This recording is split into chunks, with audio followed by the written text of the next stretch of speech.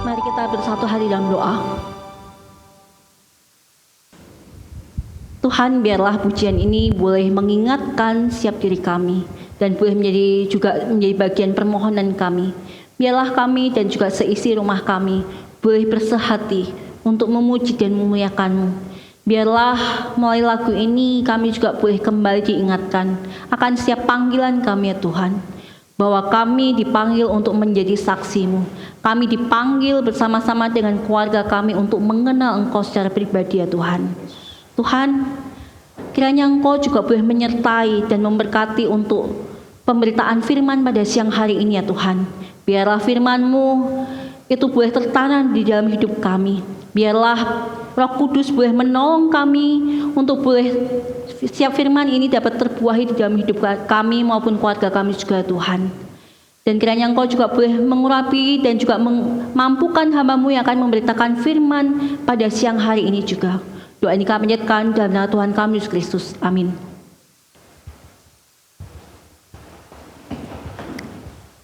Shalom jemaat yang dikasihi Tuhan. Saya untuk siap diri kita boleh membuka bagian firman Tuhan dari Kisah Para Rasul, pasalnya yang ke-16, ayatnya yang ke-19 sampai 34. Kisah Para Rasul, pasalnya yang ke-16, ayatnya yang ke-19 sampai 34. Bunyinya, ketika tuan-tuan perempuan itu melihat bahwa harapan mereka akan mendapat penghasilan lenyap, mereka menangkap Paulus dan Silas, lalu menyeret mereka ke pasar untuk menghadap penguasa. Setelah mereka membawa keduanya menghadap pembesar-pembesar kota itu, berkatalah mereka, katanya, orang-orang ini mengacaukan kota kita ini karena mereka orang Yahudi. Dan mereka mengajarkan adat yang kita sebagai orang Rom tidak boleh menerimanya atau menurutinya. Juga orang banyak bangkit menentang mereka, lalu pembesar-pembesar kota itu menyuruh mengoyakkan pakaian dari tubuh mereka dan mendera mereka. Setelah mereka berkali-kali didera, mereka dilemparkan ke dalam penjara. Kepala penjara diperintahkan untuk menjaga mereka dengan sungguh-sungguh. Sesuai dengan perintah itu, kepala penjara memasukkan mereka ke ruang penjara yang paling tengah dan membelenggu kaki mereka dalam pasungan yang kuat. Tetapi kira-kira tengah malam, Paulus dan Silas berdoa dan menyanyikan puji-pujian kepada Allah, dan orang-orang hukuman lain mendengarkan mereka. Akan tetapi terjadilah gempa bumi yang hebat, sehingga sendi-sendi penjara itu goyah, dan seketika itu juga terbuka semua pintu dan terlepaslah belenggu mereka semua. Ketika kepala penjara itu terjaga dari tidurnya dan melihat pintu-pintu penjara terbuka, ia menghunus pedangnya hendak membunuh diri, karena ia menyangka bahwa orang-orang hukuman itu telah melarikan diri. Tetapi Paulus berseru dengan suara nyaring, katanya, "Jangan celakakan dirimu, sebab kami semua masih ada di sini." Kepala penjara itu menyuruh membawa suluh lalu berlari masuk. Dengan gemetar tersungkurlah ia di depan Paulus dan Silas. Ia mengantar mereka keluar sambil berkata, "Tuan-tuan, apakah yang harus aku perbuat supaya aku selamat?" Jawab mereka, "Percayalah kepada Tuhan Yesus Kristus dan engkau akan selamat, engkau dan seisi rumahmu." Lalu mereka memberitakan firman Tuhan kepadanya dan kepada semua orang yang ada di rumahnya.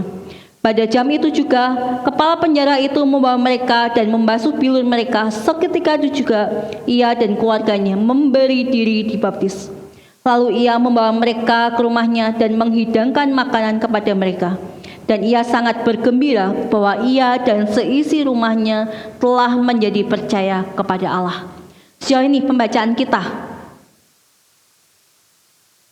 Kita dapat meng-headline bacaan kita di dalam ayatnya yang ke-31.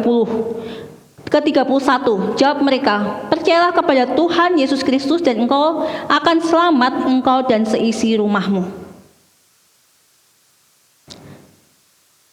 Jemaat yang dikasihi Tuhan, ketika kita pada pagi hari ini, siang hari ini boleh datang ke gereja ini, maka hal yang akan selalu kita lihat adalah saudara seiman kita.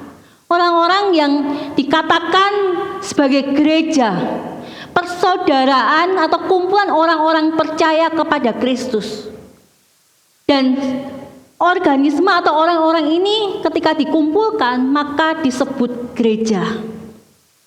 Nah, jemaat yang dikasih Tuhan, ketika kita membicarakan gereja, pastinya kita juga membicarakan satu bagian yang lebih kecil, unity yang lebih kecil dari satu komunitas gereja GKKA Banjarmasin ini.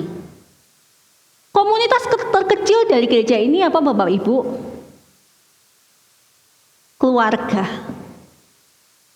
Keluarga adalah unity terkecil dari gereja. Kenapa Bapak Ibu keluarga menjadi unity terkecil? Karena melalui keluarga inilah Allah mendesain supaya ada perikatan persaudaraan. Melalui keluarga inilah yang dimana rata-rata dihubungkan dengan ikatan darah, dengan pertemuan yang intensionalnya sangat tinggi ini. Allah mendesain supaya ada pertumbuhan iman di dalam setiap keluarga kita. Makanya di dalam Konsili Vatikan kedua dikatakan family as a microcosm of the church, atau keluarga adalah gereja mini. Jemaat yang dikasih Tuhan, ketika kita membicarakan keluarga adalah gereja kecil yang dipercayakan oleh Tuhan. Dari situ kita melihat bahwa berarti sebuah keluarga itu adalah orang-orang yang percaya semua. Orang-orang yang sudah mengenal Yesus Kristus semua. Idealismenya seperti itu Bapak Ibu. Harapan yang diberikan oleh Allah adalah setiap keluarga adalah orang-orang yang mengenal Allah. Orang-orang yang telah menerima juru selamat itu. Tetapi realitanya bukankah tidak seperti itu jemaat yang dikasih Tuhan? Mungkin ada di antara setiap diri kita ada keluarga-keluarga atau ada anggota keluarganya yang belum percaya. Bahkan saya sekalipun juga memiliki keluarga yang belum percaya kepada Kristus. Atau mungkin anggota keluarga yang meninggalkan imannya. Oleh sebab itu, ketika kita membicarakan engkau dan seisi rumahmu akan selamat, di sini kita akan belajar bahwa keselamatan itu bukanlah bersifat kolektif.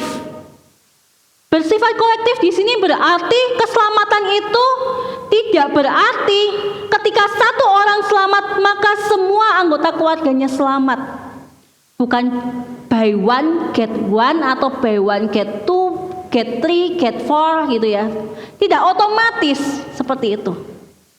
Tetapi keselamatan yang ditawarkan oleh Allah adalah bentuk keselamatan yang harus direspon oleh setiap keluarga masing-masing, setiap anggota keluarga masing-masing.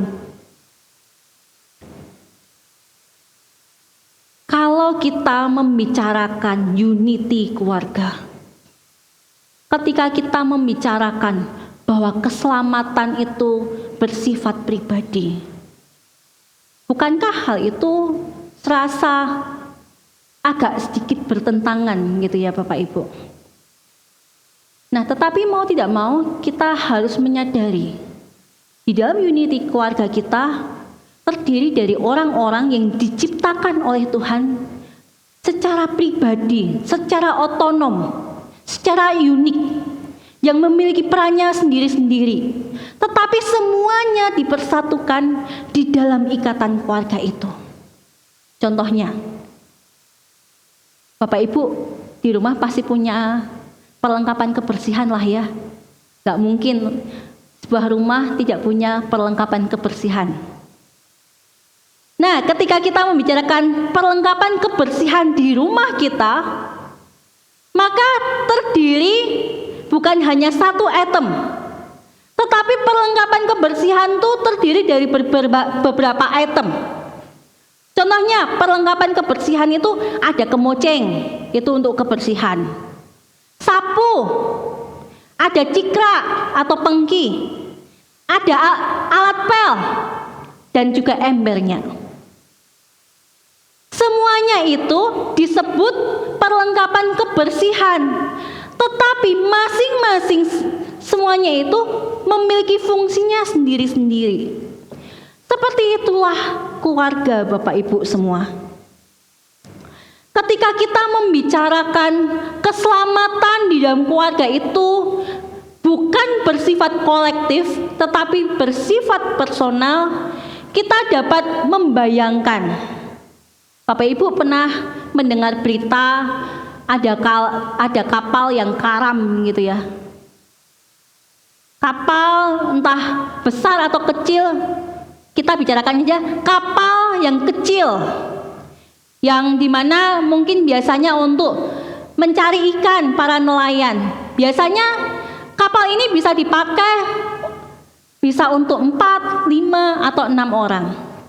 Nah, jikalau suatu saat kapal ini mengalami karam di tengah lautan, maka sudah pasti kapal ini tidak dapat menyelamatkan anggota di dalamnya ini.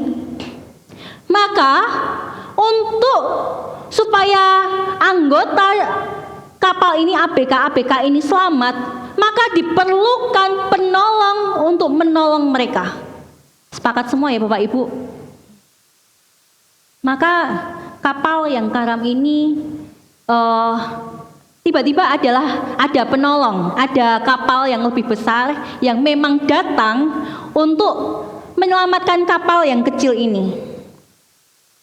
Nah, ketika kapal yang besar ini mendekat, lalu si ABK dari kapal besar ini menawarkan, kami datang untuk menyelamatkan kalian, supaya kalian tidak tenggelam di lautan. Jadi penghuni ABK kapal yang kecil ini ada 6 orang. Sebut aja si A, si B, si C, si D, si E, dan si F. Nah, ketika ditawarkan kepada si A ketika ayo pindah ke kapal, si A mau, si B mau, si C mau, si D mau. Lalu ketika tibalah kepada si E mengatakan, sebentar Pak, apakah Anda benar-benar dan dapat menjamin bahwa kami akan selamat secara personal? Apakah akan dibawa selamat ke daratan sana? Si E tidak percaya, ragu-ragu, apakah kapal besar ini akan membawa dirinya dengan selamat? Apakah benar-benar akan menyelamatkan dirinya? Maka si E mengatakan, dah biarkah si F dulu aja lah. Maka dari penghuni ABK kapal yang besar ini menawarkan kepada si F.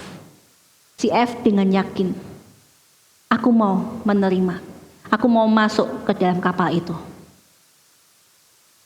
Pertanyaannya, jemaat yang dikasihi Tuhan, kapal besar itu datang untuk menyelamatkan kapal yang karam itu. Betul? Betul. Tujuannya jelas. Tetapi pertanyaannya, apakah semua ABK ini mendapatkan keselamatan itu? Jawabannya tidak. Karena ada satu ABK yang menolak untuk ditolong. Bukankah hal seperti itu juga kita alami, Bapak Ibu semua, jemaat yang dikasihi Tuhan? Allah menawarkan bagi semua orang. Allah menawarkan bagi setiap keluarga. Allah rindu supaya setiap keluarga mendapatkan keselamatan itu. Tetapi pertanyaannya, dan realita mengatakan bahwa tidak semua anggota keluarga kita mendapatkan keselamatan itu, bukan? Atau belum mendapatkan keselamatan itu, bukan? Kenapa? Bukankah kita masih punya banyak anggota-anggota keluarga seperti si E ini? Anggota keluarga yang penuh dengan keraguan-raguan. Anggota keluarga yang selalu mempertanyakan, wah, berita yang kamu sampaikan itu belum tentu menjamin keselamatanku, belum tentu akan membawa kebaikan di dalam hidupku.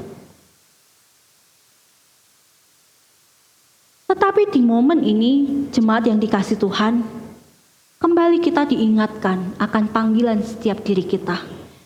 Di momen ini kita kembali diingatkan panggilan Allah bagi keluarga-keluarga kita.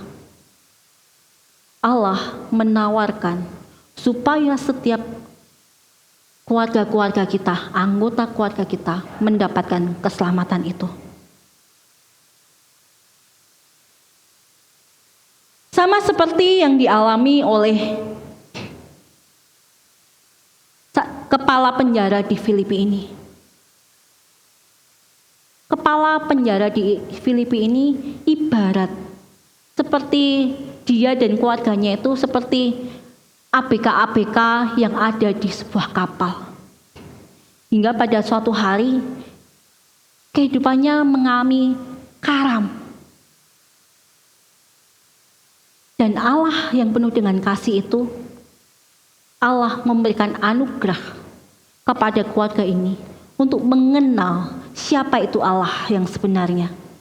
Siapa itu Allah yang sejati itu. Allah yang mungkin tidak pernah dilihat, tetapi karyanya selalu terlihat oleh manusia.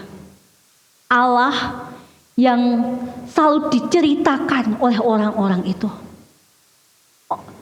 Allah yang katanya membawa keselamatan itu.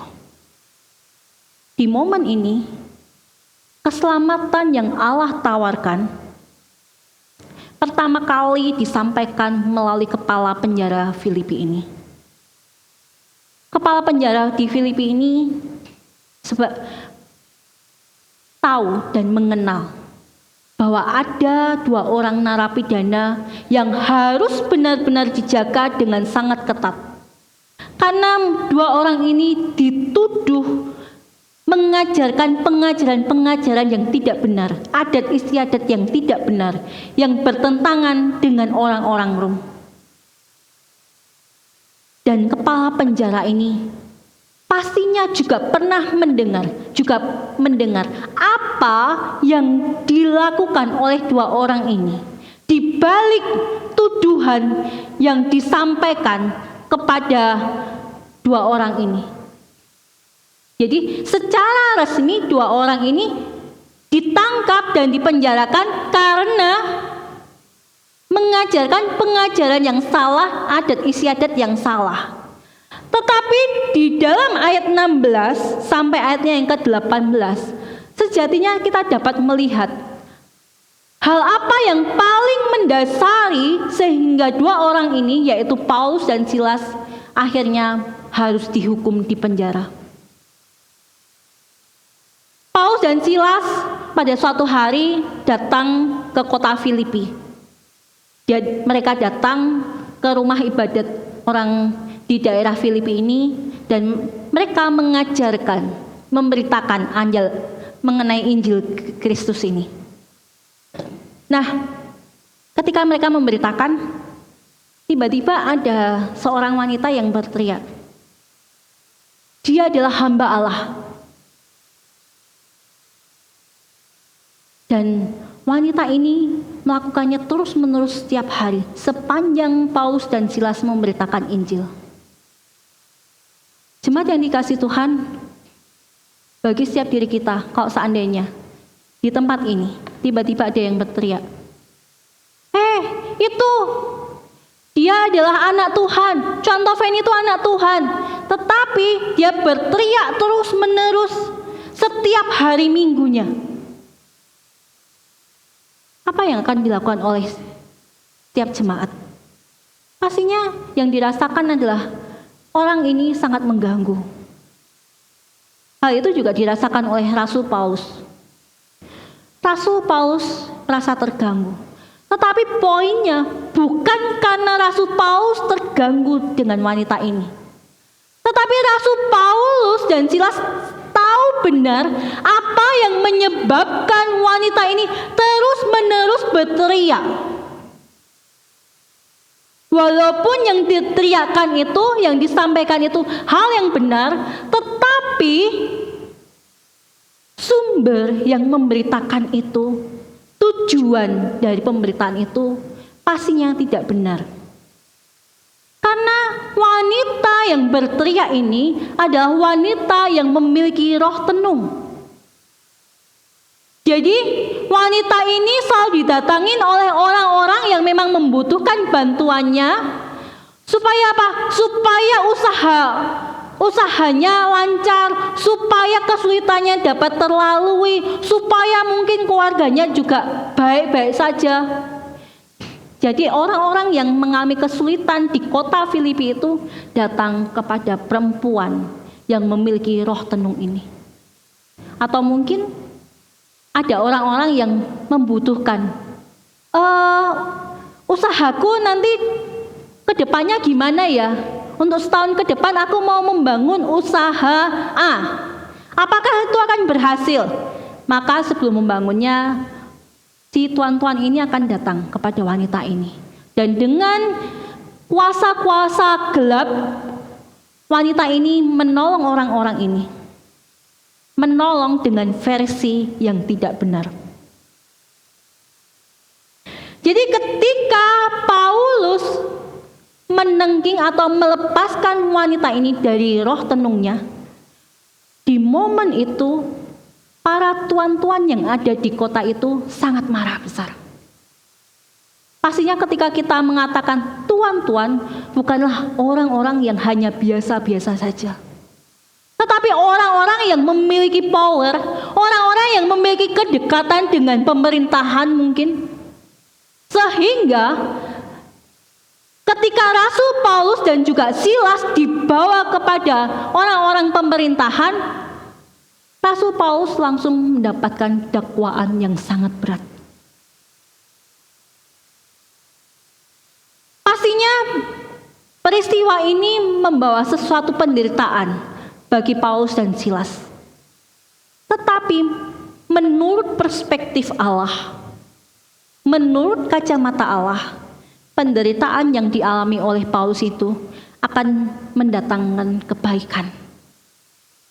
Allah merancangkan penderitaan yang dialami oleh Paulus itu untuk menyelamatkan kepala penjara Filipi dan juga keluarganya. Jadi ketika kepala penjara di Filipi itu mungkin mendengar akan peristiwa yang dialami oleh Rasul Paulus, dia masih tahap mendengar. Oh, berarti Allah yang disembah oleh Rasul Paulus ini adalah Allah yang sangat besar, memiliki kuasa. Tetapi kepala penjara ini belum mengalami akan kuasa Allah ini. Kepala penjara ini belum mengalami perjumpaan secara pribadi dengan Allah. Sampai pada suatu kali di tengah malam, ketika Rasul Paulus dan juga Silas dipenjarakan di penjara tengah dan juga dipasung kakinya, sudah pasti bagi pemikiran orang-orang itu nggak mungkin Paulus dan Silas dapat lepas dari hukuman ini. Begitupun juga yang dipikirkan oleh kepala penjara ini. Sampai pada akhirnya di tengah malam ketika Rasul Paulus dan Silas berdoa dan memuji Tuhan. Bahkan di dalam firman Tuhan dikatakan, di dalam penderitaan itu Paulus berdoa dan memuji Tuhan dan didengarkan oleh para hukuman yang lain. Jadi dapat disaksikan bahwa apa pujian Paulus ini pasti kencang, bukan hanya Tuhan, gak mungkin. Itu pasti dia benar-benar memuji dengan suara yang lantang, sehingga bisa disaksikan kepada orang lain. Bahkan mungkin kalau saya membayangkan, mungkin bisa jadi kepala penjara juga mendengar akan pujian-pujian Rasul Paulus ini. Tetapi di momen itu kepala penjara masih bersantai, bahkan dikatakan dia tidur. Dan di tengah malam itu Allah berkarya. Allah menggunakan gempa yang sangat besar. Sehingga penjara itu pun juga tergoncang. Semua pintu-pintu penjara itu engsel-engselnya terlepas. Semua belenggu-belenggu yang merantai narapidana itu dapat terlepas, termasuk belenggunya Paulus dan Silas.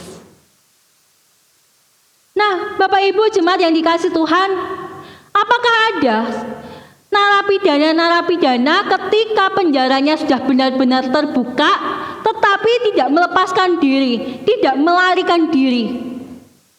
Menurut saya itu impossible. Karena setiap narapidana itu pasti akan mencari cara untuk dia itu melarikan diri, untuk lepas dari hukumannya. Tetapi di momen ini Allah tetap berkarya.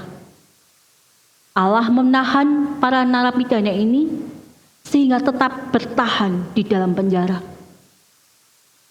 Tetapi kepala penjara itu tidak tahu apa yang sedang terjadi di dalam sel penjaranya. Sehingga ketika dia terbangun, karena dia melihat bahwa semua pintu-pintu penjara itu sudah terbuka, satu yang dia pikirkan, semua narapidana sudah melarikan diri. Sampai pada akhirnya Paulus menahan, jangan bunuh dirimu. Karena pada waktu itu kepala penjara Filipi ini begitu melihat pintu semuanya terbuka, dia secara otomatis langsung menghunuskan pedangnya dan ingin membunuh dirinya. Peristiwa ini dipakai Allah untuk menjadi perjumpaan secara pribadi bagi kepala penjara di Filipi ini. Peristiwa yang dialami oleh kepala penjara ini bukan peristiwa yang main-main, Bapak Ibu. Bagi setiap diri kita yang kita bekerja, kita sangat tahu apa artinya tanggung jawab. Kita tahu apa artinya ketika seorang pimpinan besar mempercayakan kepercayaan, memberikan tanggung jawab yang besar. Contohnya, kalau seorang karyawan, seorang sales diberikan kepercayaan untuk keliling dan menagih uang yang sangat besar, yang sampai miliaran rupiah. Tetapi pada akhirnya sales ini kehilangan uangnya. Apa yang dirasakan, apa yang dibayangkan oleh sales ini? Dia sudah pasti terbayang. Hukuman menantiku, aku siap-siap diadili. Sudah pasti seperti itu. Jadi sebelum hukuman dari penguasa itu terjadi, kepala penjara ini memilih untuk membunuh dirinya, tetapi ditahan oleh Rasul Paulus. Bapak Ibu yang dikasihi Tuhan, perjumpaan secara pribadi kepala penjara ini pada akhirnya membawa keselamatan bagi keluarganya. Kenapa Bapak Ibu? Walaupun di dalam Alkitab tidak dikatakan, tetapi saya meyakini bahwa kepala penjara ini akan menceritakan kepada seluruh anggota keluarganya, anak, istri, maupun semua hambanya, menceritakan akan peristiwa yang baru saja dia alami. Peristiwa yang secara manusia itu sangat besar dan dia tidak mampu untuk menanggungnya. Tetapi Allah yang disembah oleh Paulus menunjukkan kuasanya. Oleh sebab itu, kepala penjara ini menanyakan, bagaimana aku dan keluargaku dapat selamat? Maka Paulus mengatakan, percayalah kepada Kristus. percayalah kepada Kristus yang juga sudah terlebih dahulu menampakkan dirinya, memperkenalkan dirinya kepadaku.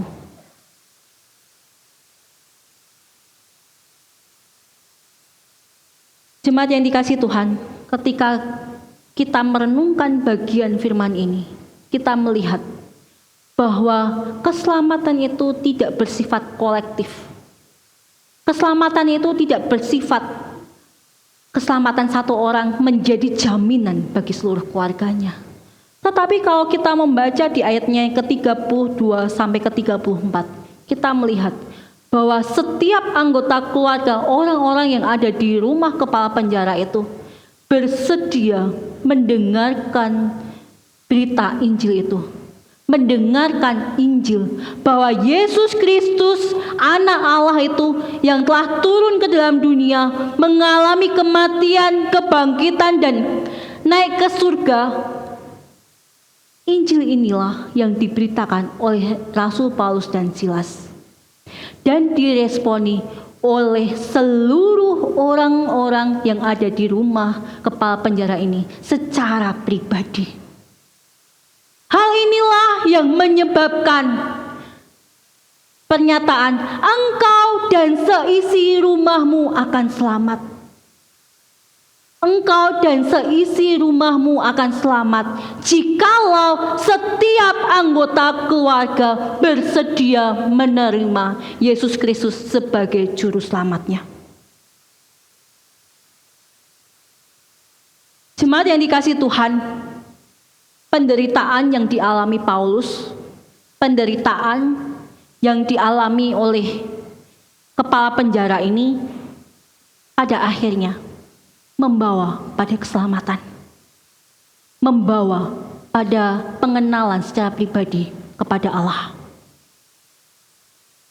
C.S. Lewis juga mengatakan bahwa pain insists upon being attend to God whisper to us in our pleasure, speak in our conscience, but shout in our pains. It is his megaphone to cross a deaf world.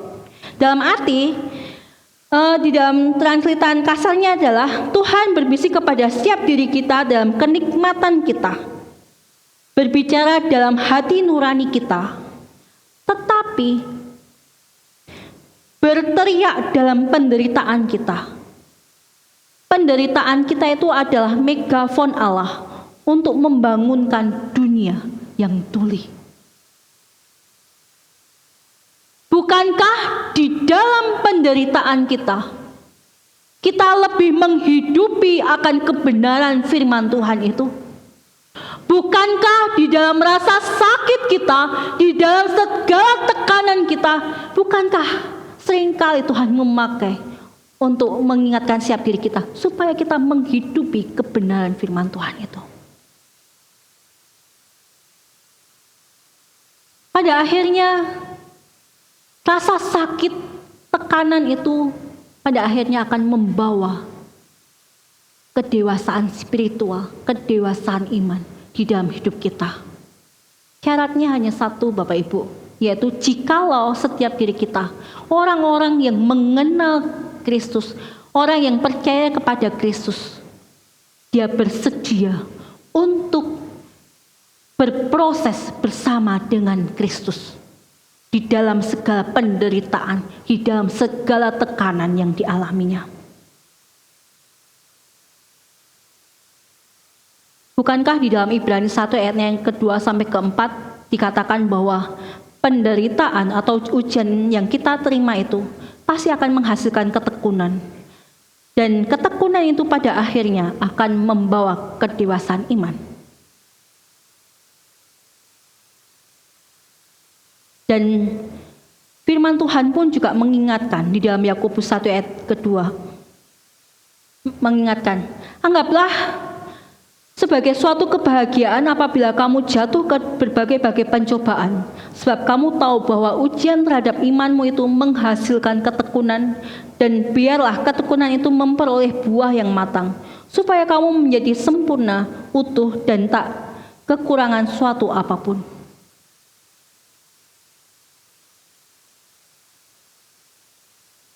Jemaat yang dikasihi Tuhan, bukankah setiap diri kita pun juga mengalami hal yang sama? Saya tidak tahu bagaimana Bapak, Ibu, saudara-saudari semua mengalami perjumpaan secara pribadi kepada Tuhan. Saya tidak tahu bagaimana Bapak, Ibu pertama kali menyatakan kepercayaan kepada Yesus Kristus.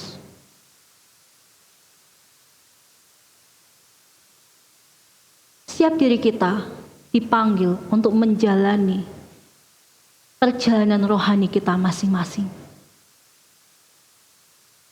Kita melihat keluarga kita unik, keluarga orang lain pun unik.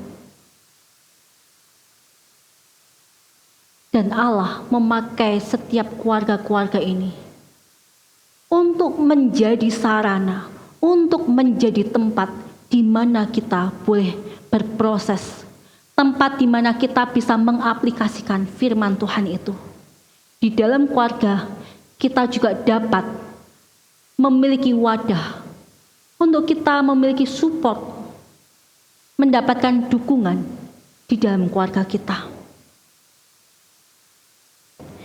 Pierce Tyler Hibbs menyatakan tentang the suffering circle-nya, mengatakan bahwa kita melihat bahwa ketika tekanan itu datang di dalam hidup manusia, penderitaan itu tidak pernah diprediksi, tidak pernah dinantikan, dan tidak pernah diharapkan.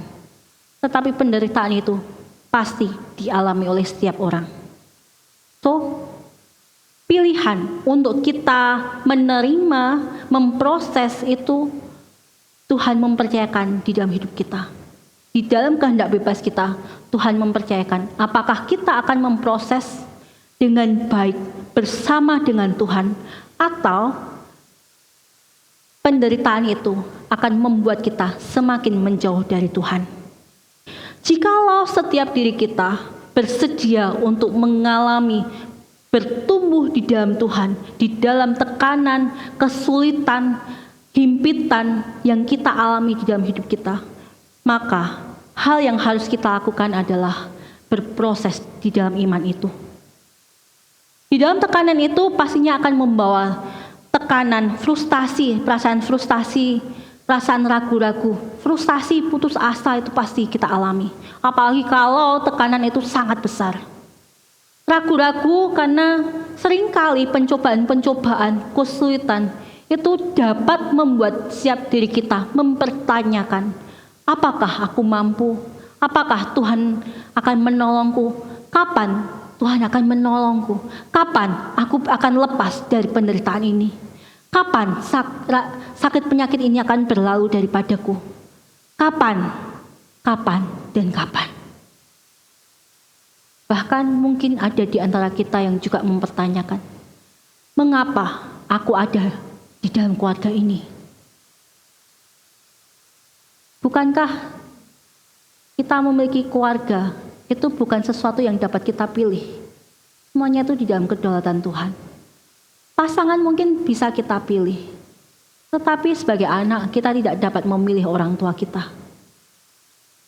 Bagaimana keluarga kita berproses, apa yang kita alami, Tuhan tahu.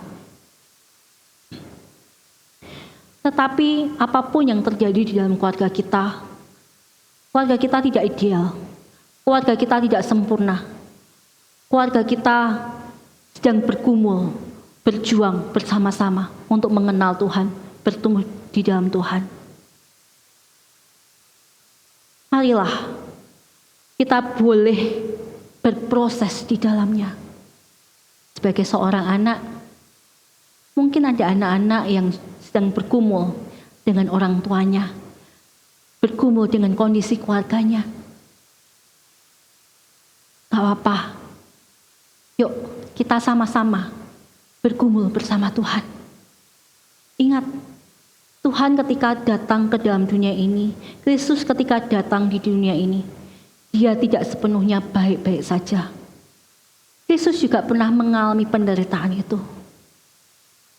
Kristus lahir di dalam keterbatasan perekonomian. Kristus pernah ditolak. Kristus pernah mengalami penyiksaan. Mari kita menyerahkannya kepada Allah. Mari, bagian kita adalah mari kita melepaskan rasa sakit itu. Sebagai istri maupun suami, mungkin sikap, tingkah laku pasangan kita tidak sesuai dengan apa yang kita harapkan. Kita tahu bahwa kita punya idealismenya sendiri, pasangan kita pun juga seperti itu. It's okay. Di momen itu, yuk kita sama-sama belajar untuk bagaimana kita belajar menundukkan diri di hadapan Tuhan. Bagaimana kita tetap mengasihi, bagaimana kita belajar untuk mengampuni. Gak apa-apa, itu sulit, sangat sulit. Tetapi kita berjuang terus-menerus. Ketika kita boleh memperoleh kedamaian itu, walaupun mungkin belum semuanya selesai, gak apa-apa. Di momen itu, kita melihat, oh Tuhan itu sangat baik. Di momen penderitaan, di momen-momen seperti ini, Allah ingin memakai penderitaan itu, supaya setiap diri kita semakin hari semakin serupa dengan Kristus. Kristus yang mengasihi orang yang tidak layak. Kristus mengasihi melepaskan pengampunan kepada orang yang telah menyakitinya. Kristus tetap memanggil murid-muridnya yang telah menolaknya. Bukankah setiap diri kita juga mengalami hal yang sama? Seberapa banyak anak-anak yang diabaikan oleh orang tuanya? Walaupun mungkin sebagai orang tua tidak bermaksud seperti itu. Seberapa tiap pasangan sudah saling terluka satu dengan yang lain. Jemaat yang dikasihi Tuhan, ingatlah, ketika kita berproses semuanya itu, ketika semakin hari kita semakin dikuatkan, it's okay, mungkin belum selesai, atau mungkin sudah selesai permasalahan itu, kita bisa melaluinya. Yuk, panggilan kita menguatkan yang lain. Lihatlah sekelilingmu, masih banyak keluarga-keluarga yang juga masih berjuang hal yang sama. Lihatlah masih banyak saudara-saudaramu yang sesama anak-anak, yang juga masih berjuang dengan pergumulan yang sama.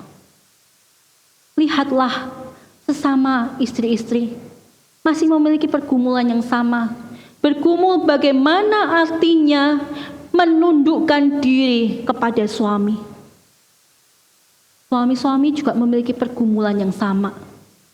Bagaimana dia harus menjalankan, dia harus mengasihi pasangannya sebagaimana Kristus mengasihi gerejanya.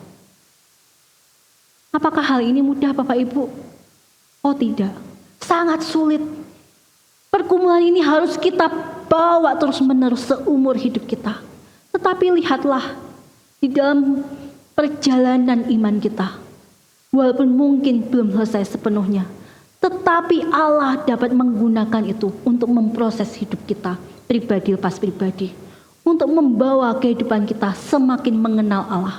Melihat bahwa karya Allah sangat besar, kekuatan Allah melampaui akal budi kita. Allah sanggup memberikan damai sejahtera, Allah sanggup memberikan kesabaran, Allah sanggup untuk kita dimampukan melepaskan pengampunan itu. Allah sanggup. Tetapi Allah juga menawarkan bagi setiap diri kita, bersediakah kita melepaskan itu? Bersediakah kita? Jemaat yang dikasihi Tuhan, engkau dan seisi rumahmu akan mendapatkan keselamatan. Harus diawali dengan setiap anggota keluarganya mengenal Tuhan. Jika ada di antara Bapak Ibu, di antara keluarga-keluarga kita yang belum mengenal Tuhan, yuk mari kita mendoakan mereka. Doakan mereka supaya Allah yang penuh dengan kasih, anugerah Allah juga menghampiri mereka. Biarlah setiap orang-orang yang kita kasih ini juga Tuhan lembutkan hatinya, sehingga mereka ketika mendapatkan tawaran keselamatan itu, mereka dapat menerimanya. Jikalau keluarga kita adalah keluarga-keluarga yang sudah mengenal Allah, ingatlah panggilan setiap diri kita. Kita mengisi terlebih dahulu pengenalan kita terhadap Allah. Kita tidak mungkin dapat men-sharingkan kehidupan kita, perbuatan Allah di dalam hidup kita, jikalau kita sebelumnya tidak mengalami Allah. Kita tidak akan dapat men-sharingkan pengharapan di tengah himpitan, jikalau kita sebelumnya tidak pernah mengalaminya. Kita tidak pernah dapat men-sharingkan kekuatan Allah di tengah kondisi kita yang sedang kehilangan, jikalau kita sebelumnya tidak pernah mengalaminya. Tetapi ketika Tuhan izinkan kehilangan dan Allah memberikan kekuatan, pendampingan secara pribadi, maka suatu hari kelak, ketika kita melihat, ketika kita memprosesnya bersama-sama dengan Allah, hal itu dapat menjadi berkat, dapat kita sharingkan kepada orang lain. Dan sharing itu akan menguatkan baik anak kita, pasangan kita, atau orang-orang yang seiman dengan kita, atau orang-orang yang di luar iman dengan kita, supaya mereka pun juga mengenal Kristus. Jemaat yang dikasihi Tuhan, saya ajak untuk setiap diri kita boleh merenungkan apa yang ingin setiap diri kita komitmenkan di hadapan Tuhan. Apakah ada hal-hal yang ingin kita lepaskan? Jikalau Tuhan bertanya, apa yang ingin saya dan Bapak, Ibu, saudara-saudari semua ingin wariskan? Apa yang ingin diwariskan kepada orang-orang di sekitar kita?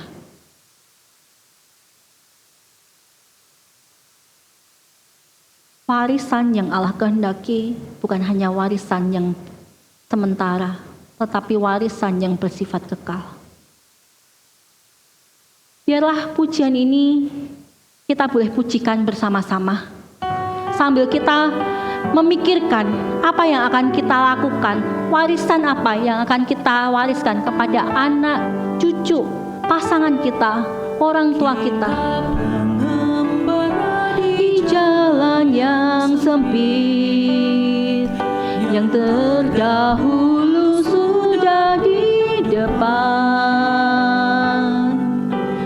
menyokong yang setia dan mendorong yang lemah, hidup mereka menjadi bukti kasih Tuhan, dikelilingi oleh saksi-saksi. Mari kita teruskan perlombaan, bukan hanya sebab hadiah, tapi karena tanggung jawab. Kita tinggalkan satu warisan kesetiaan. Mari kita tetap setia selamanya, menjadi teladan di masa depan. Api kesetiaan dan jejak kita terangi jalan bagi yang kemudian. Mari kita tetap setia selamanya. Biarlah setiap diri kita yang datang bersama-sama dengan keluarga boleh menjadikan ini, memikirkan bersama-sama, untuk kita boleh mewariskan kesetiaan kita terhadap Allah bagi keluarga kita.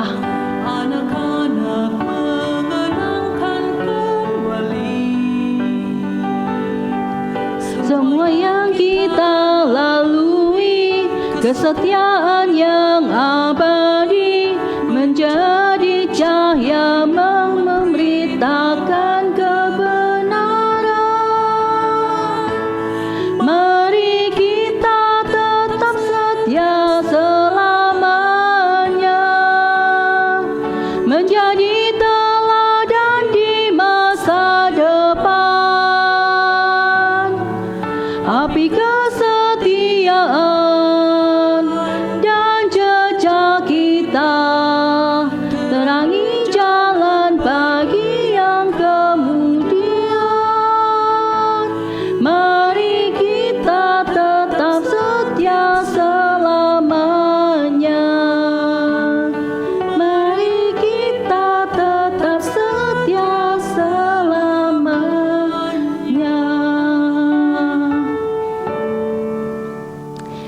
Jemaat yang dikasihi Tuhan, biarlah di momen ini, bagi setiap diri kita yang sudah berkeluarga, biarlah boleh menjadi momen untuk Tuhan boleh berbicara kembali. Untuk kita boleh saling menyemangati suami istri dengan anak-anak, untuk boleh hidup menjadi pelaku-pelaku firman Tuhan. Bagi setiap diri kita yang mungkin pada saat ini Tuhan percayakan, bagi anak-anak muda yang pada saat ini dipercayakan sudah memiliki pasangan, pikirkan keluarga seperti apa yang kalian ingin bangun. Tuhan panggil setiap diri kita untuk mempersiapkannya. Persiapkan diri kita untuk menjadi suami, menjadi istri. Persiapkan diri kita untuk suatu hari kelak ketika kita berkeluarga, Tuhan menganugerahkan anak-anak kita. Warisan apa yang akan kita lakukan? Warisan apa yang akan kita bagi?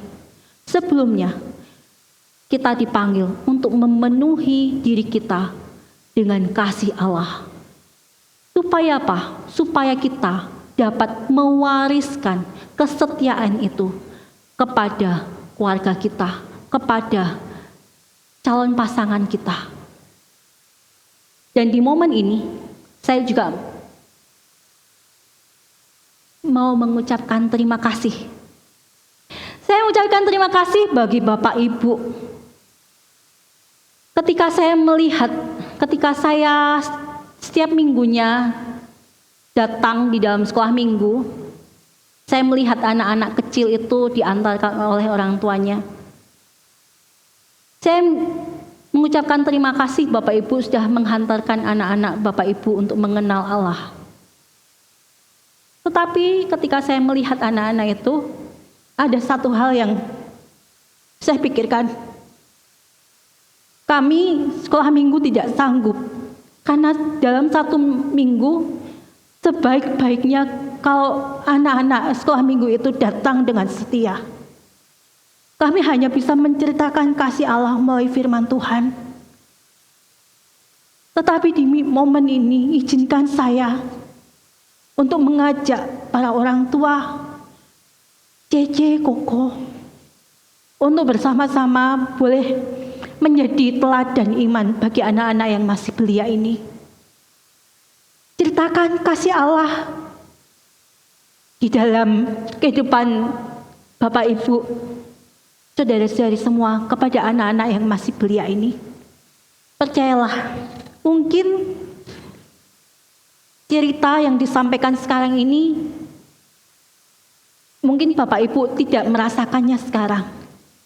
Tetapi percayalah bahwa iman yang diceritakan sejak dini, itu tidak akan kembali sia-sia. Saya percaya bahwa ketika kita boleh membagikan iman itu kepada anak-anak kita, saya percaya bahwa Allah akan memakai itu, supaya anak-anak kita semakin hari mengenal Allah dan setia di dalam iman itu. Biarlah warisan iman ini boleh kita kerjakan bersama-sama secara khusus, baik di dalam lini kita, di dalam keluarga, maupun bersama-sama antar jemaat di gereja kita ini. Mari kita berdoa. Tuhan yang penuh dengan kasih, kami ucap syukur untuk firman-Mu Tuhan. Tuhan, Kau tahu akan keberadaan setiap diri kami.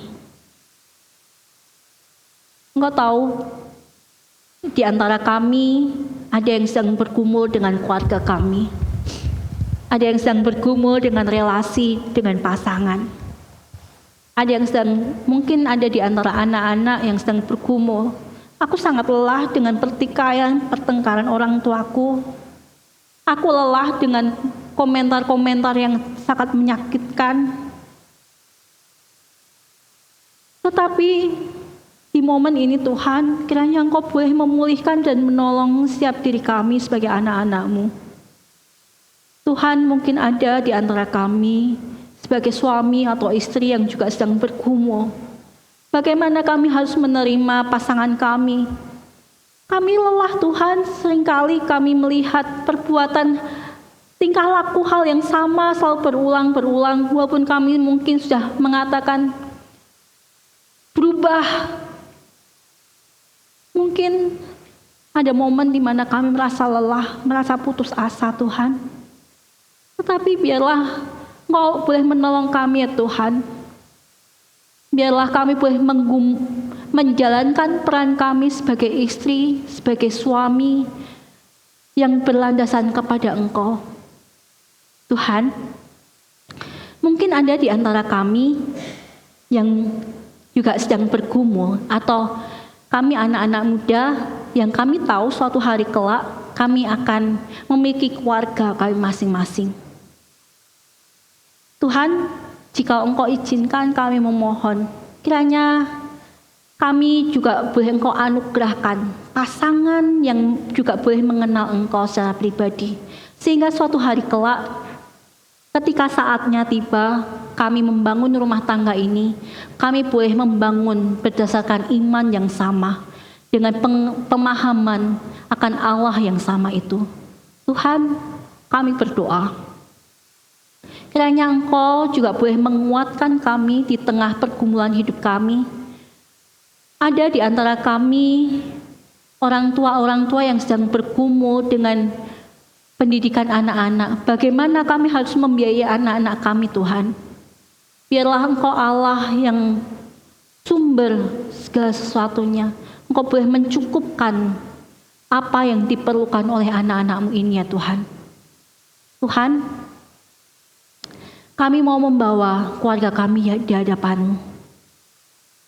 Kami tahu Tuhan, kami tidak sanggup, tidak bisa mengubahkan pasangan kami. Kami tidak sanggup dan tidak bisa mengubahkan anak-anak kami. Tetapi Engkau Allah yang hidup.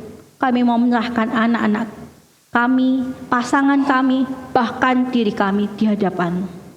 Biarlah di dalam setiap peristiwa di dalam hidup kami yang Engkau percayakan, biarlah itu boleh memproses kami semakin hari semakin serupa dengan Kristus. Tuhan, kami mau menyerahkan hidup kami dan biarlah melalui kami boleh menjadi terang bagi keluarga kami, bagi gereja kami, bagi lingkungan kerja kami, lingkungan pelayanan kami, maupun lingkungan masyarakat kami. Doa ini kami nyatakan dalam nama Tuhan kami Yesus Kristus. Amin.